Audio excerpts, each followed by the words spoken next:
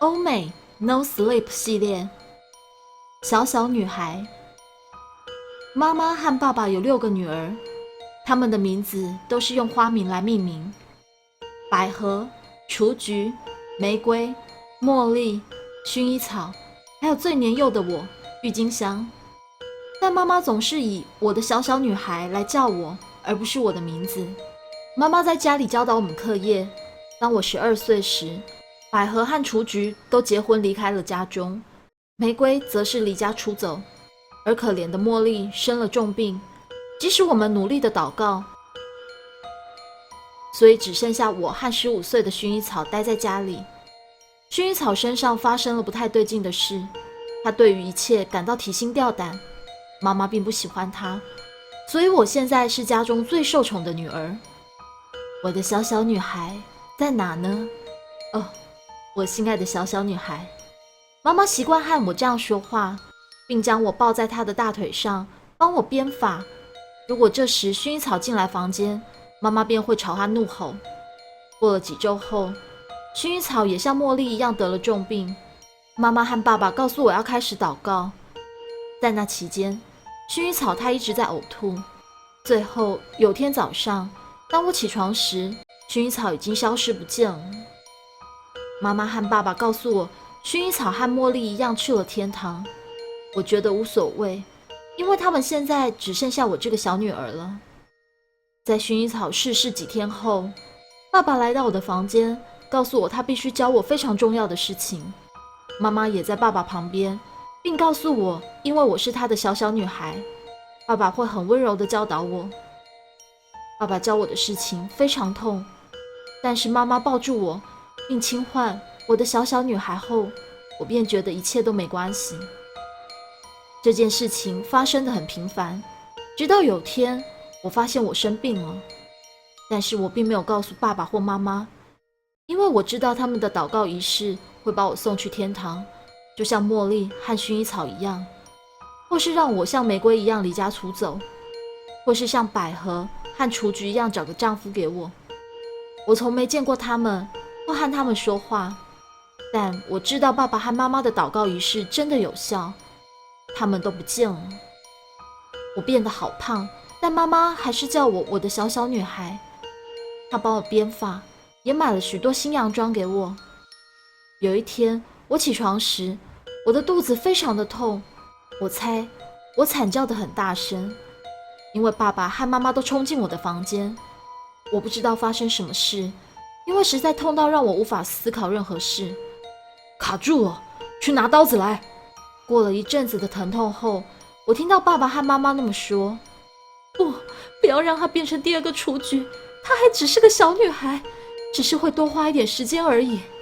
妈妈说道。我听到他们的争论声，但妈妈始终没有去拿刀子过来。最后我感觉到想要上厕所的冲动，所以我跑去厕所，但是流出来的并不是排泄物，取而代之的却是一个完整的婴儿从我体内流出。它是个全身紫色并且布满鲜血的生物，它开始尖叫大哭，而我也是。妈妈听到叫声便冲进厕所，将婴儿从马桶抱起，并且切断连接在我们身上的脐带。哦，一个小小女孩。她轻声唤我的小小女孩，她低声的呢喃，但我才是她的小小女孩啊。在我生产过几周，我对那生物感到极度不快。爸爸和妈妈不再关心我，每天都只和那个婴儿玩耍。我走进去妈妈的房间，婴儿正在地板上睡觉。我坐在妈妈的大腿上，妈妈却朝我怒吼：离我远一点，你这个小贱货。在玫瑰逃跑前，我只听过妈妈对玫瑰用脏话辱骂，我从没有想过这件事情会发生在我身上，这让我想要痛哭。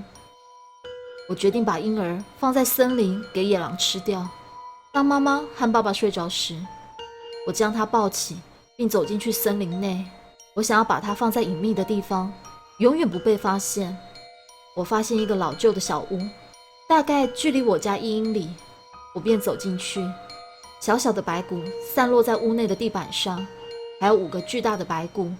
我将婴儿放在地上，让她可以加入白骨的行列。我将会是他们永远的小小女孩。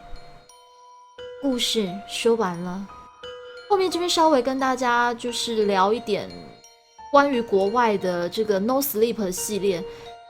国外的怪谈跟日本的还有我们台湾的怪谈都不太一样，他们会偏向是比较有一些怪物啦，或者是有一些变态啦。关于在人上面、人心上面，其实人比怪物更可怕的这种概念，其实我觉得他们的故事里面有很多是什么恋童癖啦，或什么杀人魔的这种怪谈哦，所以他们的风格是跟东方的是不太一样的。那之前有观众希望说我可以讲一些国外的怪谈，那不知道就是像这样子的东西大家能不能接受啊？那希望大家也能够在影片下方留言告诉我。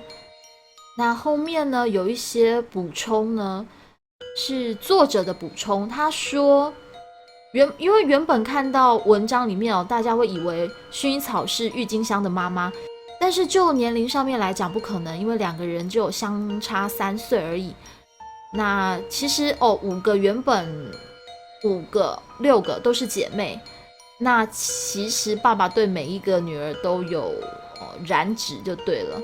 那后面呢其实也都把他们杀害，所以才会在小屋里面看到那5具比较大的白骨，那还有一些小小的白骨那是一些夭折的婴儿还有小男孩。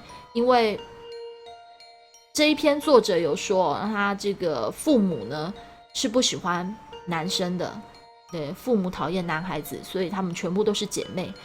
那可能对，就是一个很变态的家庭的故事。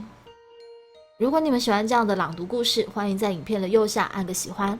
想要听更多的故事，别忘了订阅我的频道。我是米娜，那我们下次见，拜拜。